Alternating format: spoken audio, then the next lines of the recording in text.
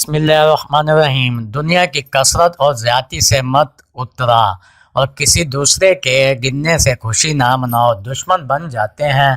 اور دنیا داروں کی تجھے کیا معلوم کہ کل کو تیرے ساتھ کیا ہوگا۔ اپنی زبان سے وہی بات نکال جس کا ثواب آخرت میں تیرے نامہ اعمال میں لکھا جائے گا، اور کوہائی کرنے سے صحبت سے پرہیز کر، ایسا نہ ہو کہ دنیا تم کو فتنے میں مبتلا کر دے۔ یا ہی اپنی لذتوں کو پورا کرنے اور اپنا ہی گانے کی کوشش نہ کر، اور ان کو اپنا مقصد نہ تھا، بلکہ حق کو زندہ کرنے اور باطل کو مٹانے کی کوشش کر دو۔ نہ دنیا سے خالی ہاتھ جائے گا دنیا کی مستعار چیزیں۔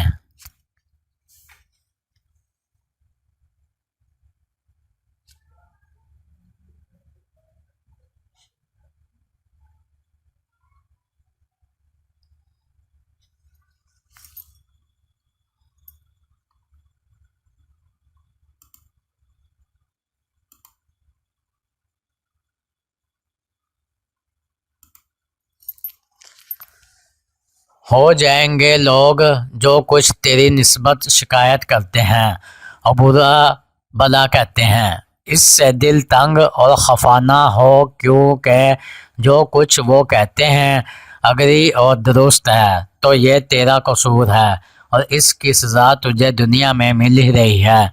دنیا داروں کے ساتھ زیادہ میل جول نہ رکھو، کیونکہ اگر تو ان کو خوش نہ رکھے گا تو یہ تیرے دشمن ہو پل میں دور ہو جاتا ہے۔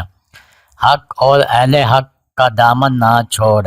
جو شخص ہمارے اہل بیت کو چھوڑ کر کسی دوسرے کا ساتھ کرے گا،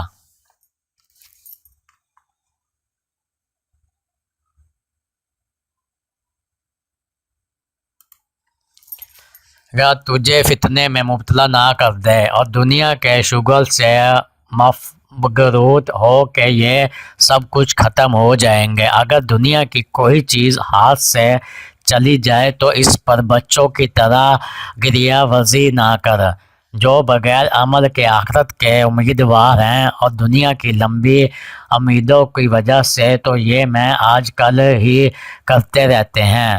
دنیا کے حق میں منہ سے تو زاہدوں کی باتیں بتاتے ہیں، اور اس کام کے میں حریصوں کی طرح جان کھپاتے ہیں۔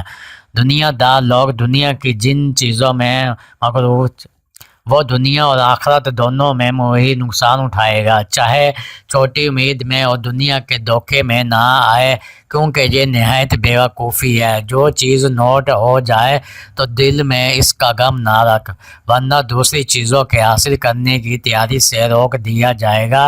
جو انسان آخرت کی نعمتوں کا متمنی ہے، وہ جب تک دنیا کی مرغوب چیزوں کو نہ چھوڑے۔